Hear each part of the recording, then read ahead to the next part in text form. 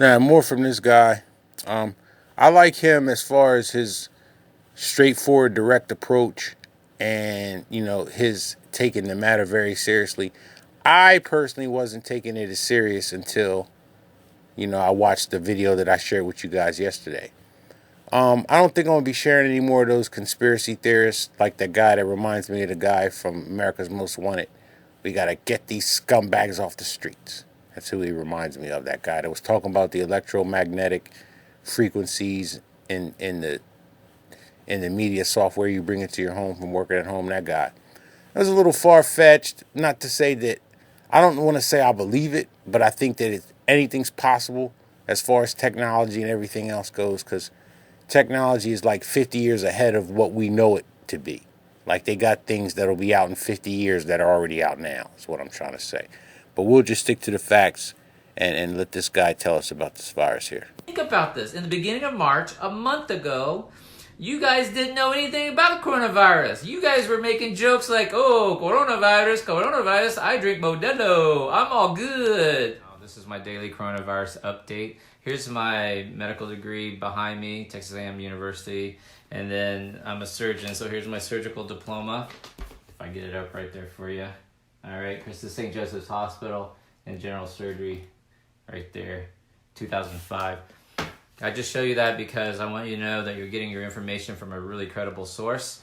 I have friends and colleagues who are international, and I've been tracking this pandemic for several weeks now, and so far, unfortunately, I've been correct in most of my predictions with the one exception.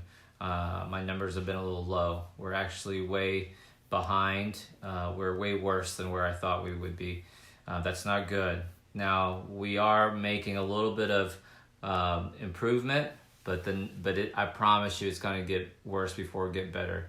So for those of you guys who think I'm fear-mongering, I don't know. I can't help you. I still love you. I still hope you don't get the coronavirus. I still hope that you won't have a sick one that's going to be fighting this or dealing with this. I still love you. You're just wrong. Please hit share. I mean, I don't know what else to tell you. So I'm not doing this to frighten you. I'm just do the math with me real quick, okay? Today is March 31st.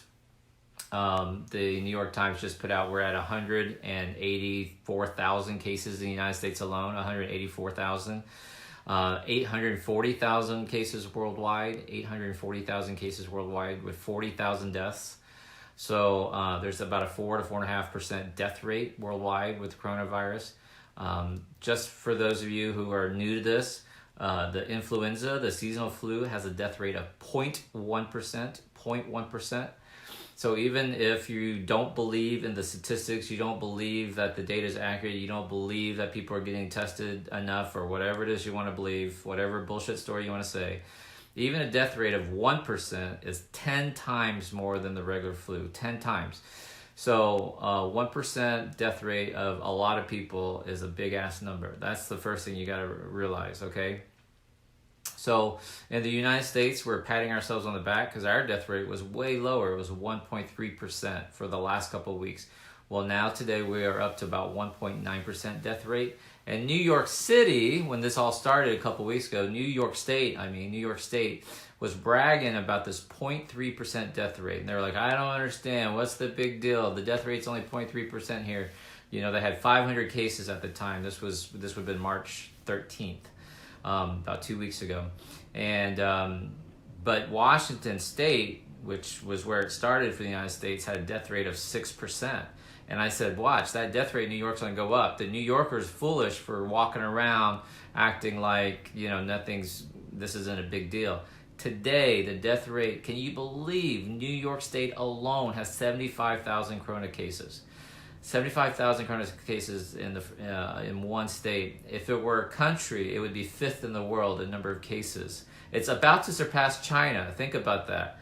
Where all this started, New York State is about to surpass China. That's crazy, right? And unfortunately, this is one of the predictions I don't like, but the death rate in New York State is now 2%. It has gone up to 2% from 0.3%. and it's going to continue to rise. I did a video yesterday explaining why the death rate is going to be higher before it gets lower, and why it's going to get much higher than you think. And it's mostly because there's a lag time for people being on ventilators and people being sick. So let's get on with my predictions for Easter. Easter's not going to be pretty, guys. I love y'all. God bless America. So let's just do the math with me real quick. Just stay with me real quick, okay? So we're at 184,000-ish cases this evening. Probably by the time we wake up in the morning, or about mid-afternoon on April 1st, we'll be around 200,000 cases, okay? So 200,000 cases, and this is doubling like every four or so days, right? Or so. So if we have 200,000 cases tomorrow on April 1, then April 4th, right? The 1st, 2nd, 3rd, 4th. April 4th, it's going to double. So we're going to go for 200,000. April 4th will be 400,000, right? April 8th will be 800,000. April 12th, Easter, will be 1.6 million. I'll do that one more time for you. So tomorrow will probably be above 200,000 cases in the United States. I'm only talking about the United States alone. 200,000 cases tomorrow, April 1st. So that means by April 4th, it'll be, this is the doubling time, it should be 400,000 by April 4th. April 8th will be 800,000. April 12th, Easter, 1.6 million cases. That's my dire prediction. Now, it looks like hopefully this curve is slowing down a little bit. So I will be very happy if by Easter I'm wrong and we only have 1 million cases instead of 1.6 million cases. Nothing to brag about, y'all. Let's do a 2% death rate, right, of 1 million cases. That's 20,000 deaths by Easter Sunday, 20,000 deaths. So the range I'm predicting is 1 million to 1.5 million cases for Easter, by Easter. That equals to 20,000 to 30,000 deaths. And we will be lucky if it's only 1 million. If we continue the projections, we are closer to the 1.5 million range, 30,000 deaths. And people are sitting there and going, but Dr. Vong, that's still small compared to obesity. It's still small compared to heart attacks. It's still small compared to car wrecks. It's still small compared to the regular flu. Well, first of all, fucker, listen to me. These idiots who are posting these numbers, they are taking an entire season of the flu and says, every season, a bad flu season is 20, 30,000 people die in a bad flu season. We already have worldwide, and we already have 40,000 worldwide dying. It's just idiotic. That's number one. Number two, the coronavirus is a +1. It's an add-on. All right, it's an add-on. That means this is the dude who shows up uninvited and crashes your party. You had cooked enough meals for 20 people, and this dude shows up with 2 or 3 other fuckers and ruins your dinner party. So the coronavirus is an add-on. You're still going to have car wrecks. You're still going to have heart attacks. You're still having strokes. You're still having anxiety attacks. You're still having suicide attempts. You're still having stabbings and gunshots, right? You still have allergies, and you still have the regular flu. So the coronavirus is an add-on. Like in the history, there's never been this add-on that in 3 months, think about this. In the beginning of March, a month ago, you guys didn't know anything about coronavirus. You guys were making jokes like, oh, coronavirus, I drink Modelo. I'm all good. Come on. You know it. And now look, a month later, most of us are shut down. The state's shut down. California's on lockdown. New York State is miserable. You do not want to go to New York State. You're going to be in major trouble. They're going to block travel in and out. International borders have been, blocked. I think we've stopped travel to Canada and Mexico to try to keep the spread from going in there, but Canada's gonna get it. Now, it used to be March 12th, Washington State was the number one, 600 cases in the United States. New York State was behind it, 500 cases, right? Now, Washington State is like 7th. Like, New York, it was New York and California for a long time. And then New Jersey. Now, you can see the spreading, the distribution, because it's all the Northeast, right? New York State, New York City is a major travel hub. So you had all these planes coming in and out, all these visitors going to go see Broadway and the plays and Statue of Liberty and all this stuff, and they just took it all out. And you have millions of people living in northern New Jersey, and they're commuting to work back and forth, and now New Jersey is the second most affected state. New York, New Jersey, California, because California, you got, it went from Washington State down to San Francisco and LA because it's another hub. Atlanta's popping. Now look at this. What happened with New Orleans? I mean, nobody's talking about New Orleans. I started talking about New Orleans last week. And I was like, dude, New Orleans is in trouble. New Orleans is in trouble. The numbers were really increasing. And I knew it was in trouble because I have friends there in the hospital systems, and they're like, dude, we are pushed to the max. Our coronavirus beds are full to capacity. We are working day and night. We're sending people home with pneumonia. This was New Orleans like a week and a half ago, and no one was talking about it. And now we know New Orleans is a hotspot. Now people are sitting there saying, man, it's because they didn't cancel Mardi Gras. Probably had a huge thing to do with it. Now listen, I love Mardi Gras. I love the city of New Orleans, but it is ripe. By that I mean you had Mardi Gras. You have a lot, and I trained there in med school. I did a month rotation there. You have a lot of comorbidities. You have a lot of obesity in New Orleans. You do, and I've done videos where obesity is a comorbidity. It's a major risk factor. BMI over 40 is a major risk factor for coronavirus. High blood pressure, diabetes, really badly controlled diabetics, homelessness. It all kind of comes together, in New Orleans and that surrounding area. And God bless them, independent, kind-hearted people. But they were slow to respond, and we're seeing it. And in fact, I'm in Houston, and we are quarantining people who've come in from New Orleans, from Louisiana. You have to be quarantined if you traveled there or from there, if you come to Texas. So we're doing our best, right? Now, my predictions for Easter, I'll say it one more time. If you do the doubling rate, right? Tomorrow we're going to wake up April 1st, 200,000 cases. 4 days, this is the doubling time of this virus. 4 days, we'll have April 4th, 400,000 cases. 4 more days, April 8th, we'll have 800,000 cases. 4 more days, April 12th, that's Easter, 1.6 million cases.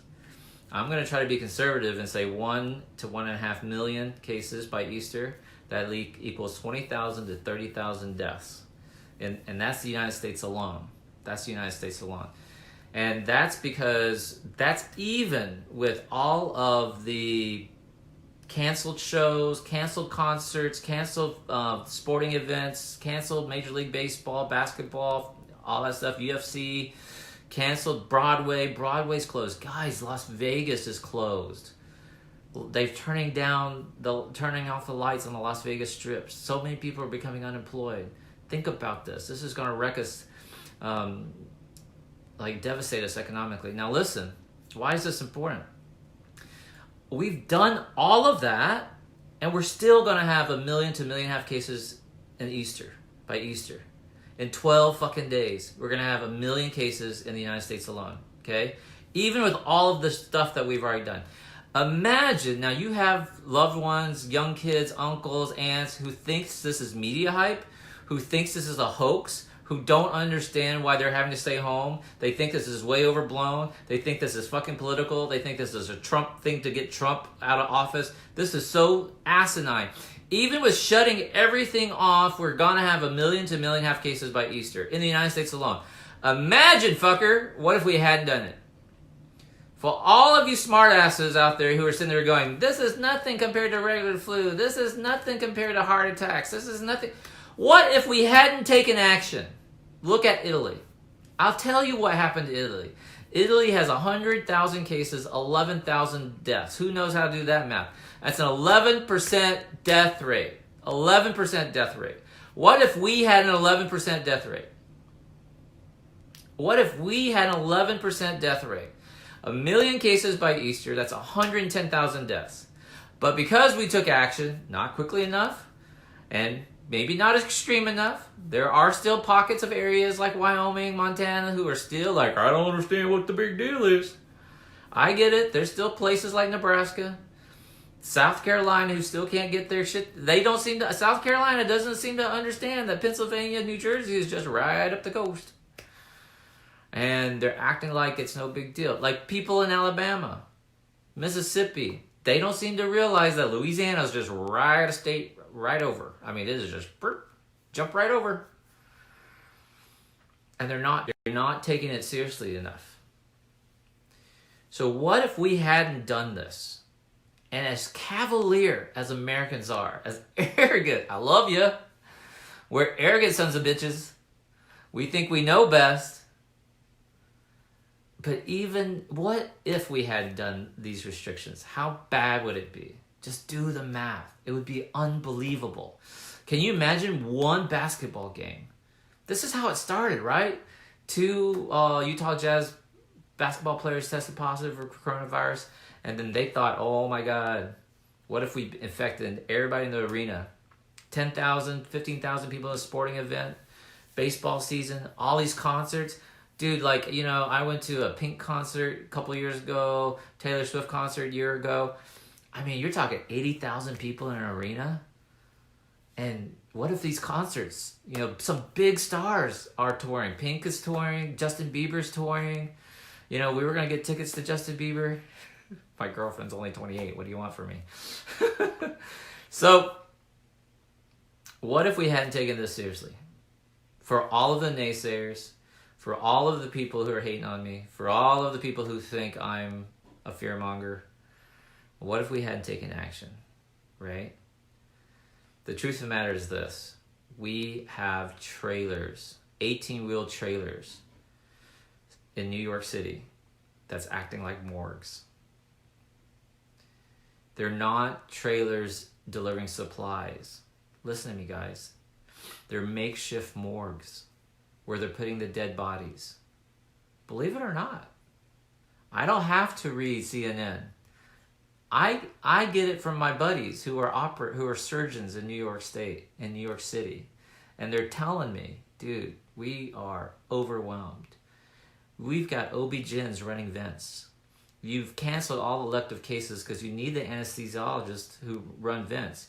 You're talking about taking all of the operating room anesthesia machines and turning them into ventilators. You're talking about calling for, you know, just these outpatient elective surgery centers and asking them for their ventilators. This is where we are. It's just the truth of the matter. New Orleans is already overwhelmed. Michigan is in trouble, y'all. Michigan. Out of nowhere. Give me an amen. Out of no, if you're from Michigan, Michigan just blew to the top. Surpassed Chicago, you know, California, just boom. Man, Michigan's in trouble. Florida. Oh my God. Florida for the longest time, and Texas, we were controlling everything. We had we had 500 cases, and then we both passed 1,000 cases. Today, Texas, I'm in Houston, Texas, has 3,000 cases today. 3,000 cases, I don't know, 30 deaths, 35 deaths, something like that. Florida, we were neck to neck for the longest time. Now Florida has 6,000 cases. Twice. Spring break was last week. Spring break was, 10 days ago. Guess what happened? Spring break was when I was yelling at people, stay your asses home. Right? And now Florida has jumped way past Texas, doubled Texas. Think about that. These little decisions that we make.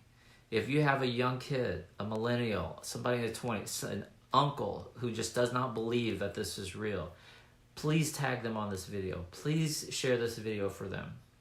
My prediction for Easter is grim. If we keep the doubling rate at every 4 days, tomorrow, you do the math, tomorrow we're going to have 200,000 cases on April 1st. By April 12th, Easter, we'll have 1.6 million cases if it keeps doubling. So I'm going to be conservative, and I'm going to predict between 1 to 1.5 million cases by Easter. With the 2% death rate, that's 20,000 to 30,000 deaths. And we know the death rate's going up, based on the video I told you yesterday. How these patients that have been on the ventilators are now starting to die. That's what's happening, guys. These patients who've been on the ventilators for the last 2 weeks, they're starting to die.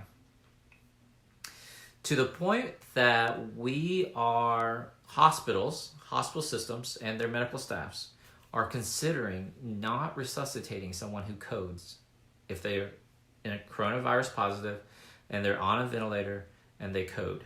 We're not going to pump your chest, give all the drugs, try to resuscitate you. That's what they're considering in the hospital systems.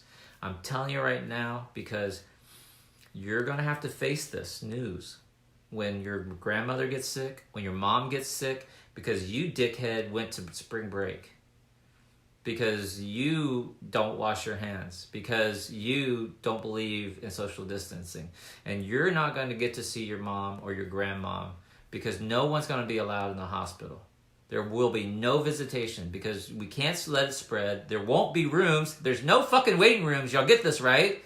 There are no more waiting rooms in hospitals. There are no lobbies.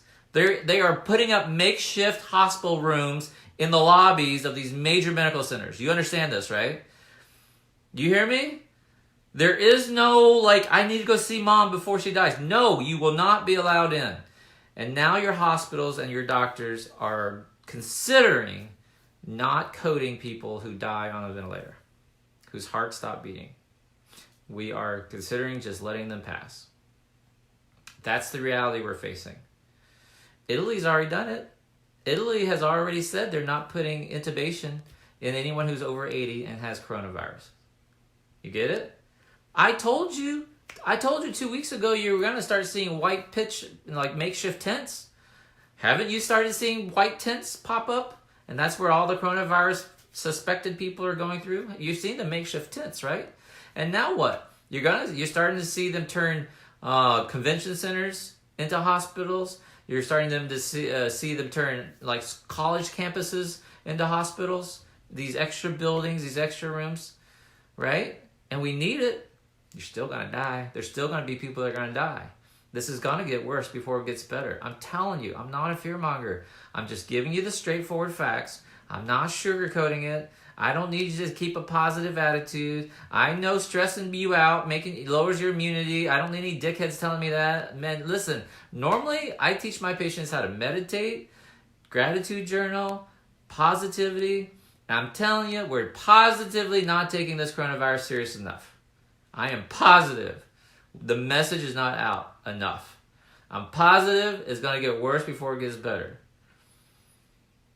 And once it peaks, I'm positive I'm going to tell you, don't let your guard down. Keep doing it. We're not past it. Don't believe the media. Don't believe the media that it's past. It's not. It's still going to be lingering. We are not going to hit the peak till mid-May, early to mid-May. Easter's going to be our inflection point. By that I mean Easter's when we're going to really accelerate. I promise you. Easter's going to be the doomsday. It's going to be either make it or break it for Easter. Okay? Our trajectory, how fast we go up. Right? So for everybody who sit there and going, see, the numbers are not as bad as they first predicted. Dude, when it's like a hurricane. You guys know hurricane maps, right? When there's a hurricane out there in the Atlantic, they have all of these model projections who's going everywhere, spreading out like this, like spreading out. You've seen these hurricane projections, right? And then as the hurricane comes closer and closer to Florida or the Gulf, now then the projections start coming together. They start getting more and more alike. That's all this is. When this first started, they were like, dude, worst case scenario, we're going to have 2 million Americans. Just Americans, 2 million Americans dead. We got to start like taking care of this. So they shut down the government. Now they're talking, 200,000. And people, dickheads, are walking around going, see, it's only 200,000 people. We were way over, we were fear mongering this whole time. What? 200,000? Like, that's okay? What's wrong with you? What is wrong with you? What is wrong with people? The projection models have just gotten better, but it's still fucking bad. It's still a hurricane. It's still coming to ravage you. You gotta get serious. You still gotta board up the windows. You gotta board up your windows and doors, and hopefully the hurricane turns and hits your neighbor. Hits the next state, not your state. But I'm telling you, this is looking bad.